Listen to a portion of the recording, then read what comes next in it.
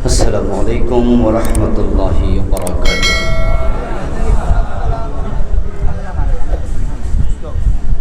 الحمد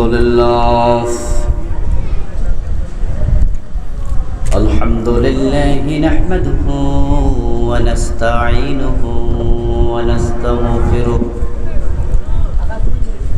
ونعوذ بالله من شرور أنفسنا ومن سيئات أعمالنا من يهد الله فلا مضل له ومن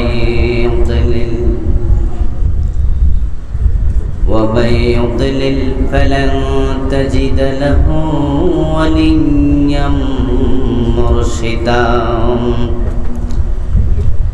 وأشهد أن لا إله إلا الله وأن محمدا عبده ورسوله أما بعد فقد قال الله تعالى في كلامه المجيد أعوذ بالله من الشيطان الرجيم بسم الله الرحمن الرحيم والعصر إن الإنسان لفي خسر إلا الذين آمنوا وعملوا الصالحات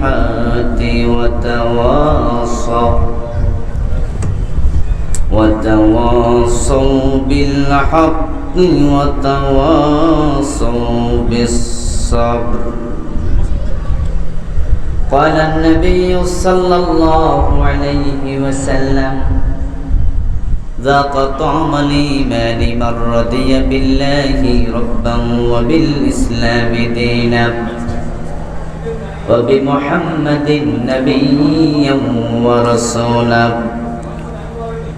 أو كما قال النبي عليه الصلاة والسلام.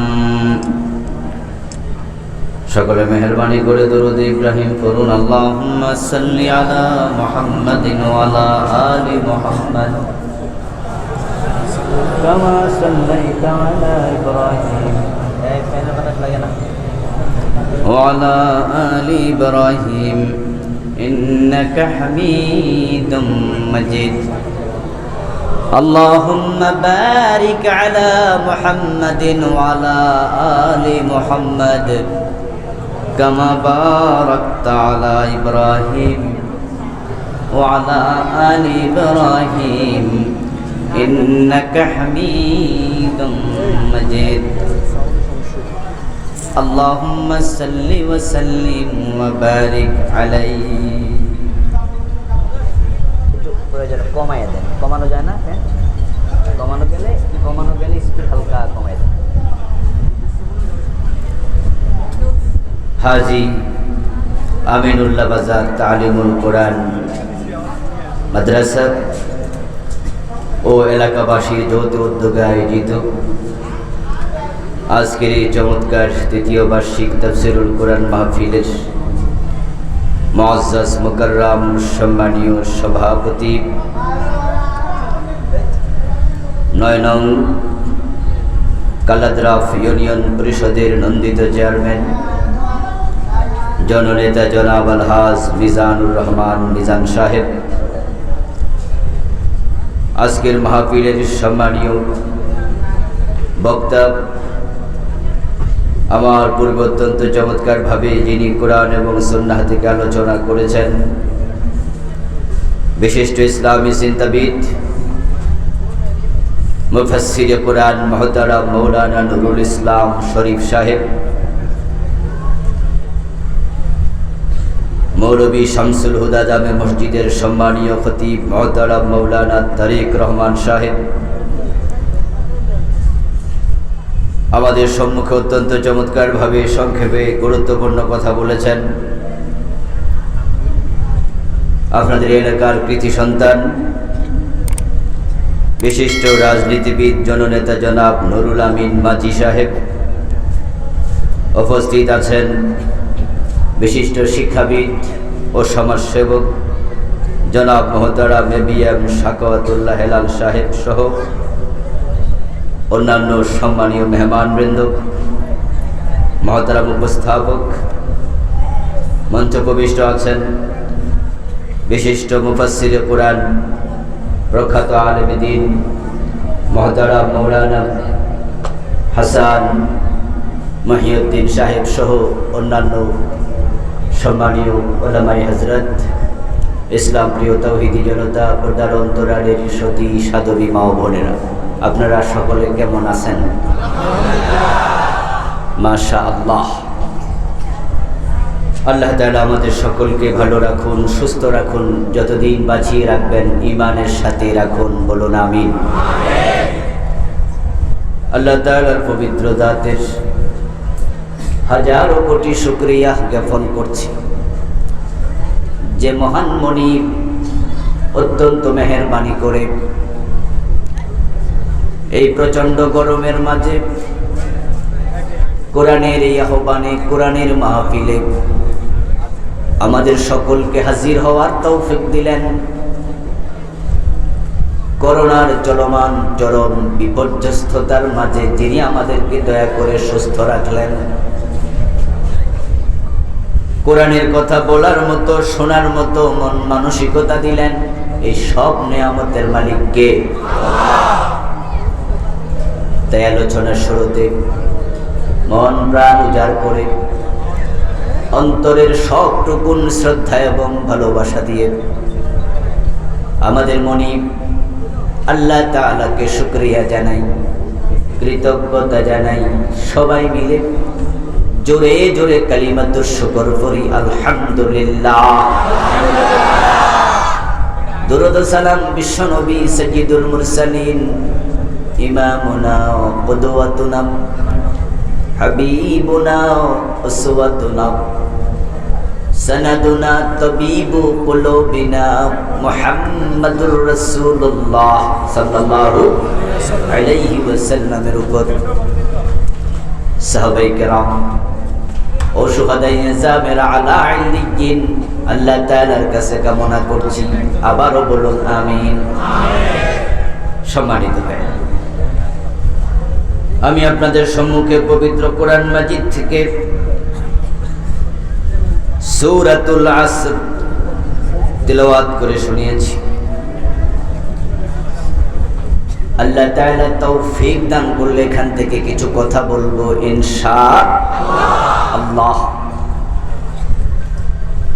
সূরাতুল আসর পবিত্র কোরআনের সবচেয়ে ছোট সূরাগুলোর মাঝে একটি। কোরআন মাজিদে সবচেয়ে ছোট সূরা হলো 3 আয়াত বিশিষ্ট। 3 আয়াত বিশিষ্ট সূরা হলো 3টি। কয়টা? আসর, নসর এবং কাউসার। সূরাতুল আসর 3 আয়াত, সূরাতুন নসর 3 আয়াত, সূরাতুল কাউসার হলো 3 আয়াত। সূরাতুল আসর ছোট সূরার একটি, কিন্তু এর তাৎপর্য এত বেশি। ইমাম শাফি রাহিমাহুল্লাহ বলেন, পৃথিবীর মানুষেরা যদি সূরা আসর নিয়ে গবেষণা করত, সূরা আসরের ব্যাখ্যা জানতো, পড়তো, মানতো, তাদের হেদায়াতের জন্য এই সূরাটাই যথেষ্ট হয়ে যেত।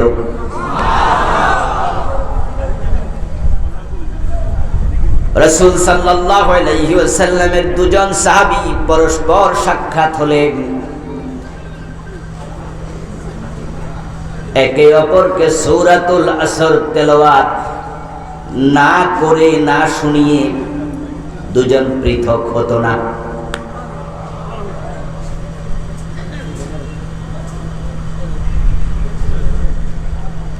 সূরাতুল আসর মানুষের জীবন ঘনিষ্ঠ সূরা। আল্লাহ পাক রব্বুল আলামিন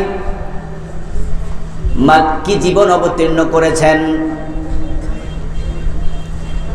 আবু বকর সিদ্দিক রাদিয়াল্লাহু তাআলা আনহু যখন ঈমান আনেন, তিনি ছিলেন মক্কার একজন ধনাঢ্য ব্যবসায়ী।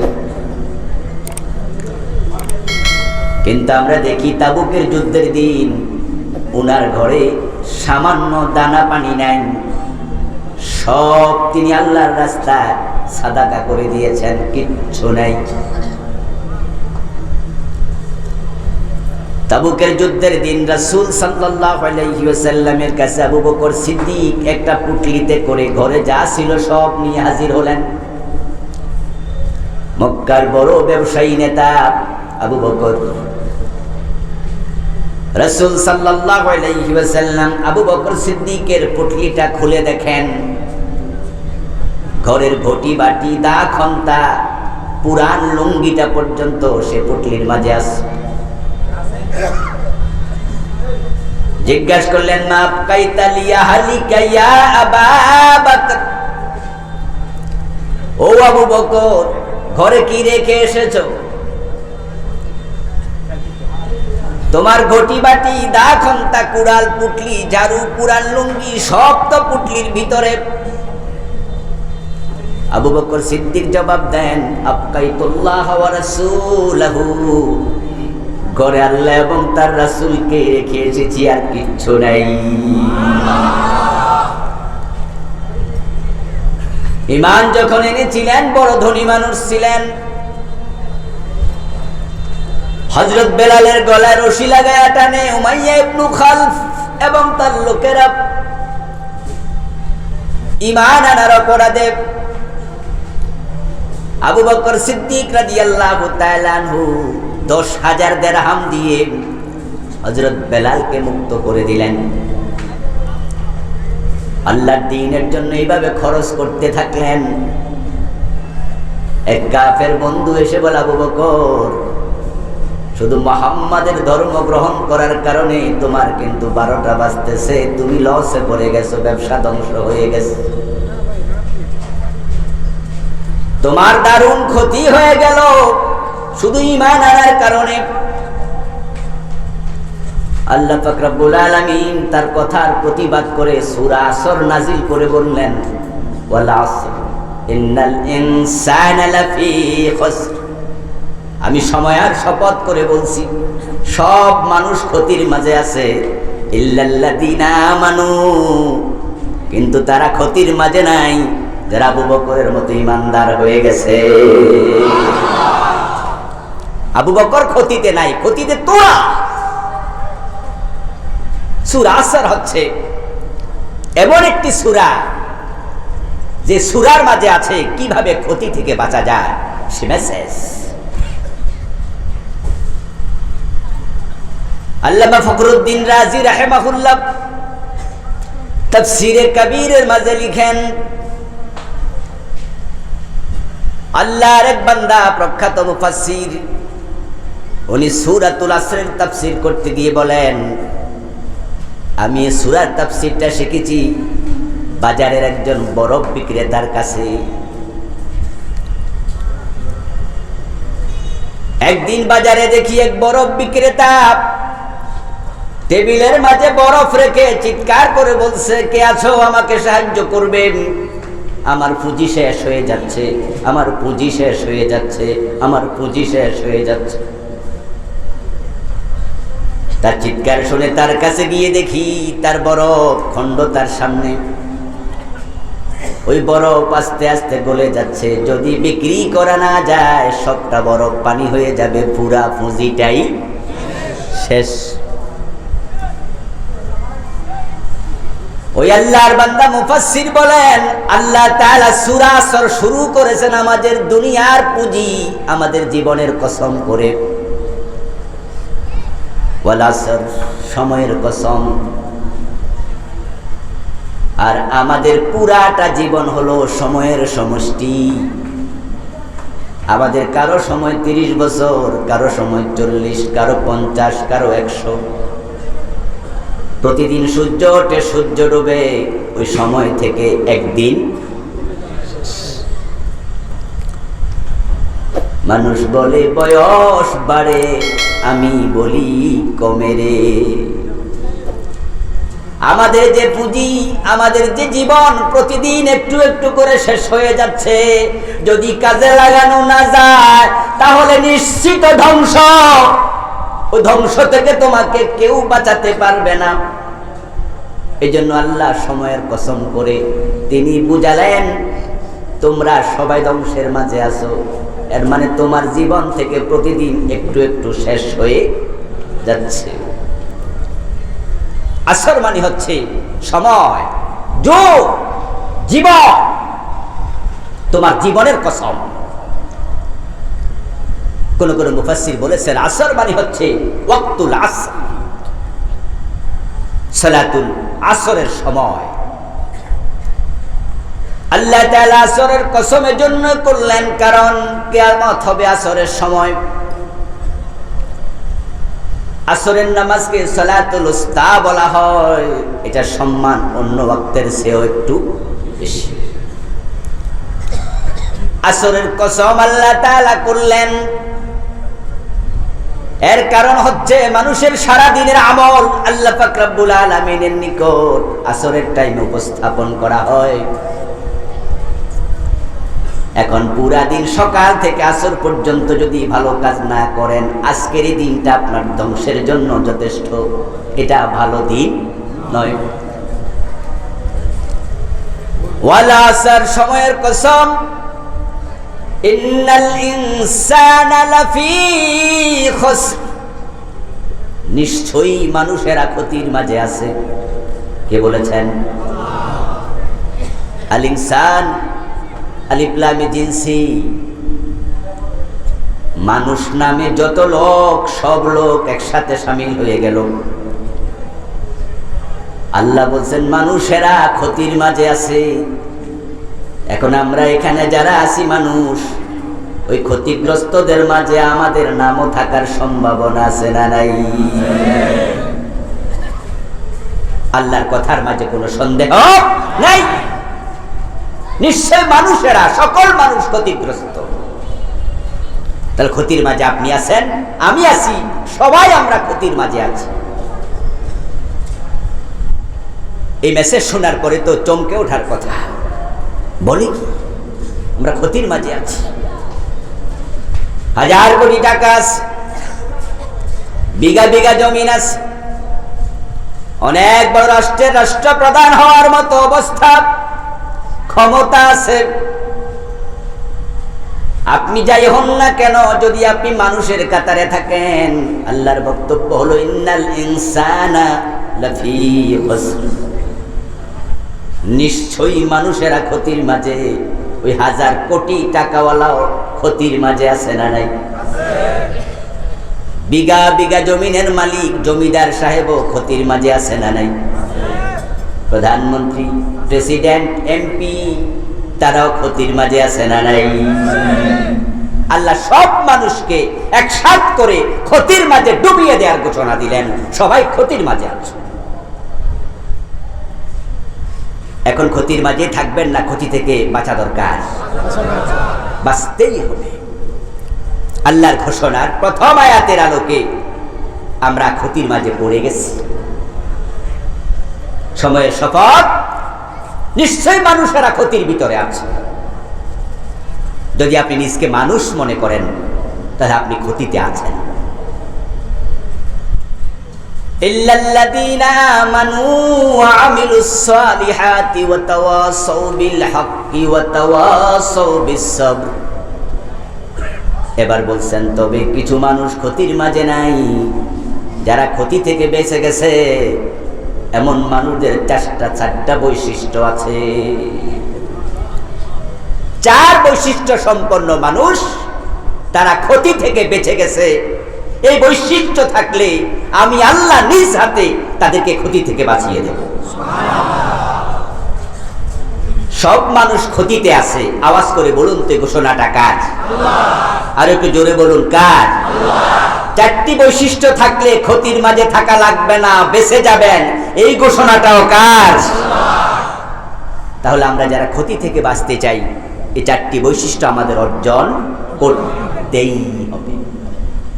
এই মাহফিলগুলোতে আমরা এই জন্যই আসি, যেন আমরা ক্ষতিতে নিমজ্জিত থাকা না লাগে। আমার ভাইয়েরা, এখানে ক্ষতি বলতে দুনিয়ার ক্ষতি বোঝানো হয় নাই। দুনিয়া থেকে হাজার কোটি টাকার মালিক হলো, কে কাঙ্গাল হয়ে ভিক্ষা করলো, এর উপরে ক্ষতি নির্ভর করে না। এর কারণ দুনিয়ার সুখও চিরস্থায়ী নয়, দুনিয়ার দুঃখও চিরস্থায়ী নয়। আমাদের মাঝি ভাই কিছুক্ষণ আগে চমৎকার কথা বলেছেন, ব্যক্তিগত জীবন নিয়ে বলেছেন। আমি আশ্চর্য হয়ে তাকিয়ে থাকলাম ভাইয়ের দিকে। 3 বছর নাকি চা খায় নাই, অভাব ছিল, কিন্তু আজকে অভাব নাই। উনি যখন কোনো টাকা পয়সা ছিল না তখন ক্ষতিতে ছিল, আজকে টাকাওয়ালা হয়ে জিতে গেছে। ব্যাপারটা মোটেও তা নয়। দুনিয়ার টাকার সাথে জিতে যাওয়া, ক্ষতিগ্রস্ত হওয়ার কোনো সম্পর্ক।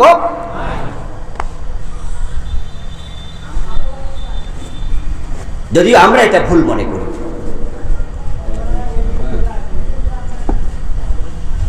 স্বামী মরে গেছে, ছোট্ট বাচ্চাকে মা ইয়াতিম থেকে লালন পালন করেছে, পরের বাড়িতে ঝিয়ের কাজ করে। এমন কিছু মহিলা আছে না?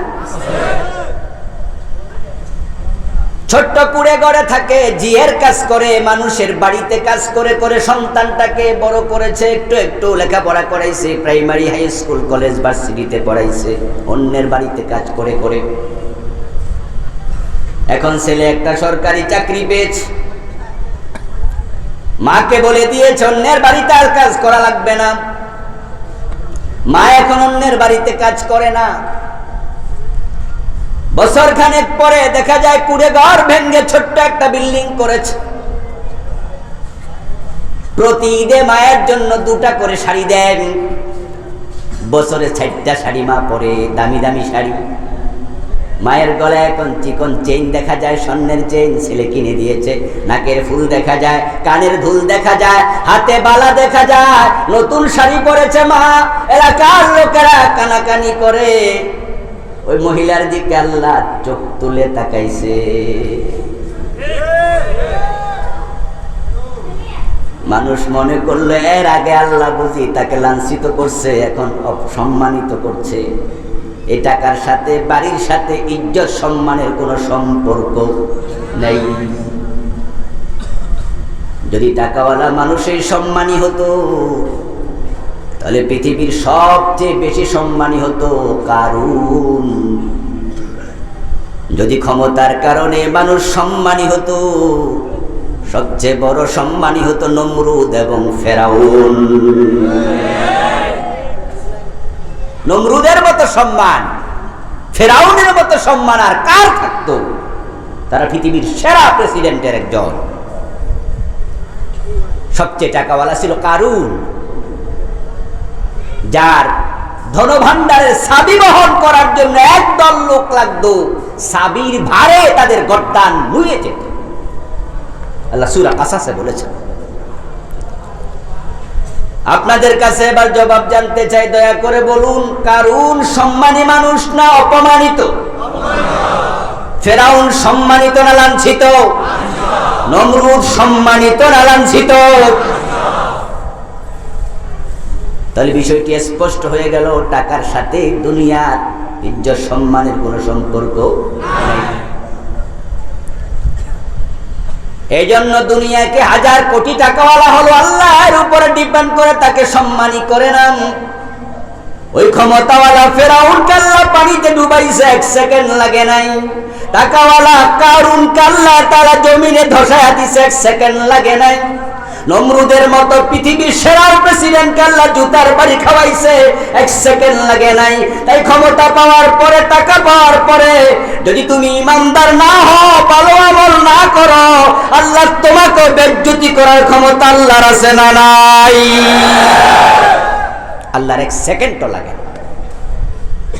মায়ের কোলে রেখে বেজ্জতি করতে পারে, নিজের বাড়িতে রেখে ধ্বংস করে নিতে পারে।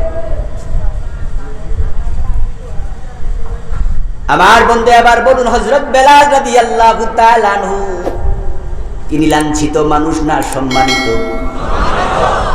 টাকা ছিল কত কোটি? হযরত বেলাল রাদিয়াল্লাহু তাআলা আনহুর নাম শুনলে নিজের মনের অজান্তে তার প্রতি শ্রদ্ধা তৈরি হয়। ওই কালো বেলাল যদি আজকের এই মাহফিলে আসতো, আমরা তাকে প্রধান অতিথি শুধু বানাতাম না, আমরা হযরত বেলালের হাতে পায়ে চুমু দিতাম, নিজের গায়ের জামা খুলে উনার কপালের ঘামটা মুছে দিতাম, উনার জুতাটা নিজের হাতে রুমাল দিয়ে মুছে দিতাম পকেট থেকে বের করে। কিন্তু হযরত বেলাল রাদিয়াল্লাহু তাআলা আনহু থাকার জন্য ঘর ছিল না, মসজিদ নববীর বারান্দায় ঘুমাতেন।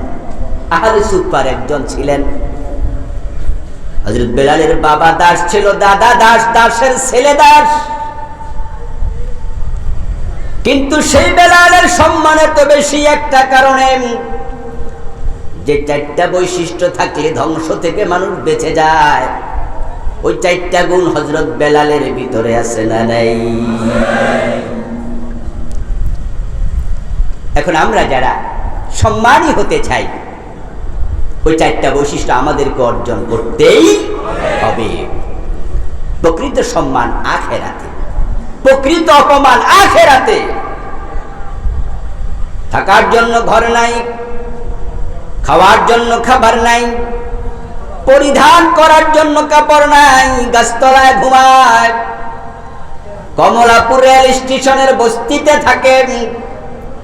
এমন কিছু মানুষ আমাদের বাংলাদেশে আছে যাদের ঘর, যাদের বাড়ি সবটাই নৌকার মাঝেই, ওই নৌকার মাঝে জীবন কাটাইয়া দেয়, এমন লোক আছে না নাই?